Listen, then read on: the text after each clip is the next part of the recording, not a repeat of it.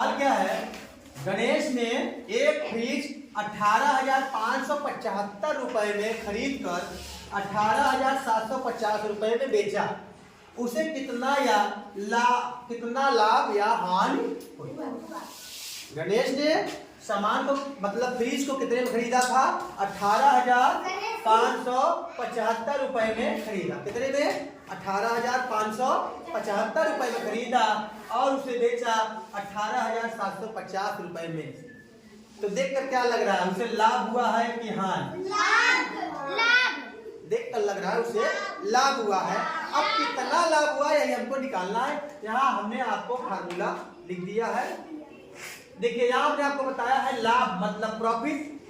लाभ को इंग्लिश में हम लोग बोलते हैं प्रॉफिट, इसको P से प्रदर्शित करते हैं। हानि को बोलते हैं लॉस, लॉस को हम लोग L से प्रदर्शित करते हैं। हमने आपको समझाया क्रय मूल्य। क्रय मूल्य का मतलब होता है खरीदना। जिस मूल्य पे हम किसी वस्तु को खरीदते हैं वो हमारा क्या कहलाता है? क्रय मूल्य। क्रय मूल्य को इंग्लिश में हम लोग बोलते हैं कास्ट प्राइस। तो इसको हम लोग CP से प्रदर्शित करते हैं। किससे? CP से प्रदर्शित करते हैं। बेचना, जिस मूल्य पे हम लोग किसी वस्तु को बेचते हैं वो हमारा कौन सा मूल्य कहलाता है? विक्रय मूल्य। विक्रय मूल्य को हम लोग इंग्लिश में बोलते हैं सेलिंग प्राइस यानी SP। इसको हम लोग शॉर्टकट में SP बोलते हैं। हमको लाभ कब होता है? जब हमारा विक्रय मूल्य किससे ज्यादा रहता है? क्रय मूल्य से। तो हमको क्या होता है? लाभ होता है। तो यहाँ पे हमने जब आपसे पूछे लाभ, अगर हमको किसी वस्तु पे लाभ हुआ है और कितना लाभ हुआ है तो हम लोग कैसे निकालेंगे? लाभ बराबर विक्रय मूल्य माइनस क्रय मूल्य, P बराबर SP माइनस CP। और हानि कब होता है? जब हमारा क्रय मूल्य ज्यादा रहता है किससे? विक्रय मूल्य से। तो हमको क्या होता है? हानि होती है।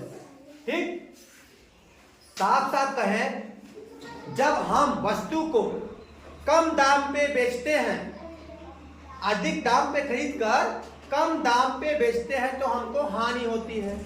अब जब वस्तु को कम दाम पे खरीद के अधिक दाम पे बेचते हैं तो हमको लाभ होगा।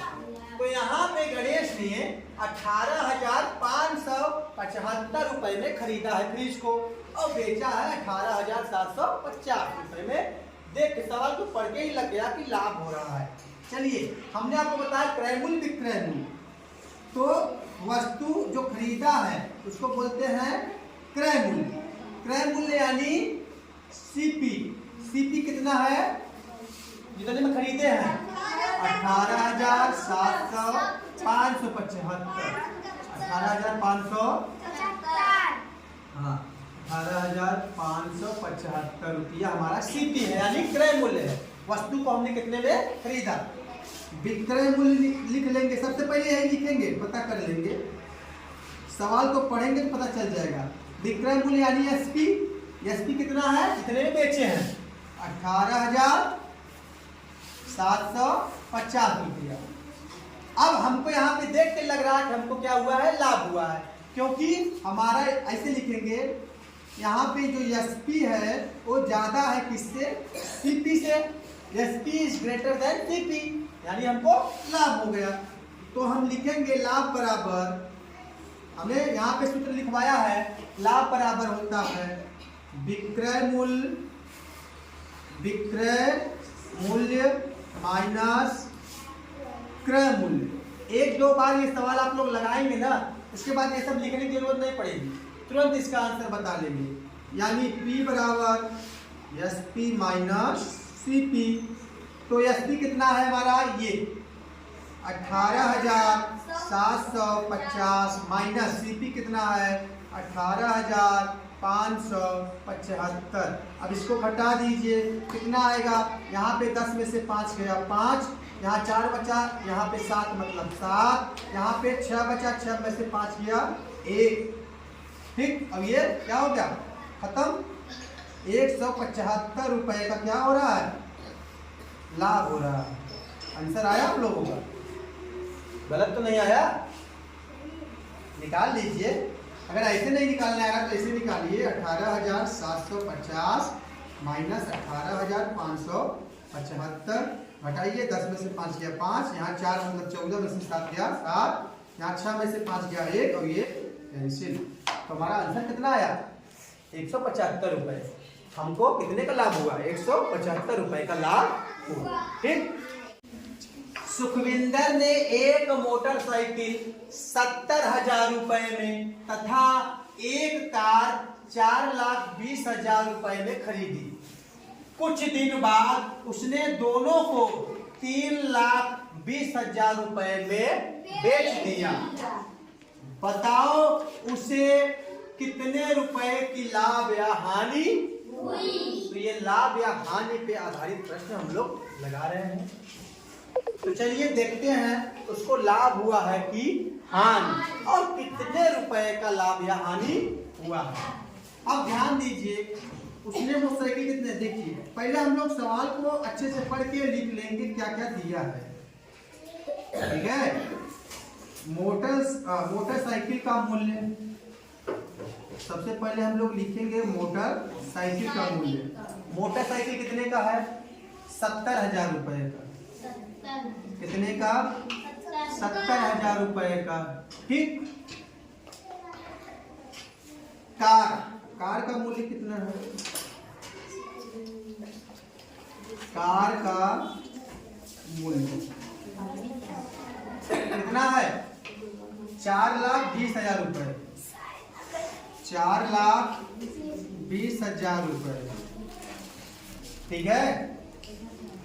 अच्छा ध्यान दीजिए, इसने क्या किया है? इन दोनों को खरीदा है इतने में ना। तो खरीदा है, हमने बोला खरीदना मतलब क्रय मूल्य। खरीदना मतलब क्रय मूल्य। तो दोनों का क्रय मूल्य लिख ले। अब लिख लेते हैं दोनों का क्रय मूल्य। अब दोनों का क्रय मूल्य कितना हो जाएगा? दोनों को जोड़ देंगे ना भाई। दोनों का दाम हम, जैसे हमको ये पता करना है ना कितने का खरीदा, दोनों मिला के कितने खरीदा। अब इसको क्या करेंगे? जोड़ देंगे। तो कितना हो जाएगा? 7 2 9, अब ये 4, ये 70,000, ये 4,90,000 का हुआ कि नहीं? 4,90,000 रुपए। क्रय मूल्य कितना निकला इसका? गणेश, क्रय मूल्य कितना निकला इसका? 4,90,000। मतलब इसने दोनों को कितने में खरीदा है? 4,90,000 रुपए। ठीक। अच्छा ये क्या है? क्रय मूल्य माने सीपी। सीपी कितना है? 4,90,000। अच्छा दोनों को बेच कितने में रहा है? दोनों को कितने में बेच रहा है? 3,20,000 रुपए में। तो बेचने को हम लोग क्या बोलते हैं? बेचना यानी विक्रय मूल्य। विक्रय मूल्य को हम लोग बोलते हैं एसपी। चलिए दोनों का विक्रय मूल्य, दोनों का क्रय मूल्य हो गया, दोनों का लिखेंगे विक्रय मूल्य। दोनों का विक्रय मूल्य। विक्रय मूल्य, विक्रय मूल्य यानी एसपी। ठीक है। विक्रय मूल्य यानी एसपी। कितने में बेच रहा है? बोलिए 3,20,000 रुपए। अच्छा ये बताइए, अब यहीं से सवाल लग गया। उसने खरीदा दोनों को 4,90,000 में और बेचा कितने में? 3,20,000 रुपए। तो आप लोग बताइए लाभ हुआ है कि हानि? फायदा हुआ है कि घाटा? घाटा हुआ है। अब कितने का हुआ है ये हम लोग निकालेंगे किससे? जब हमको हानि या घाटा होता है तो हम लोग क्या करते हैं? सीपी माइनस एसपी, मतलब क्रय मूल्य में से हम लोग विक्रय मूल्य को घटा देते हैं। तो चलिए जब हमको, अच्छा ये भी ध्यान देना है, जब हमारा सीपी ज्यादा होता है एसपी से तो हमको हानि होती है। तो चलिए अब निकाल देते हैं। हानि हुआ है तो लिखेंगे हानि बराबर, हानि बराबर क्या होता है? क्रय मूल्य माइनस विक्रय मूल्य। क्रय मूल्य को हम लोग सीपी बोलते हैं और विक्रय मूल्य को एसपी। तो यहाँ सूत्र लिख देते हैं सीपी माइनस एसपी। सीपी हमारा कितना है? 4,90,000। कितना? 4,90,000। और एसपी कितना है? 3,20,000। अब घटा दीजिए। 90,000 में से 20,000 का कितना आएगा? 90,000 में से 20,000 का कितना आएगा? 70,000। आएगा ना। और 4 लाख में से 3 लाख गया 1 लाख, तो कितने का घाटा हुआ उसको? 1,70,000 रुपए का घाटा हो रहा है। 1,70,000 रुपए का उसको घाटा। ठीक है, अब आप लोग लाभ हानि निकाल सकते हैं। एक सवाल और बचा।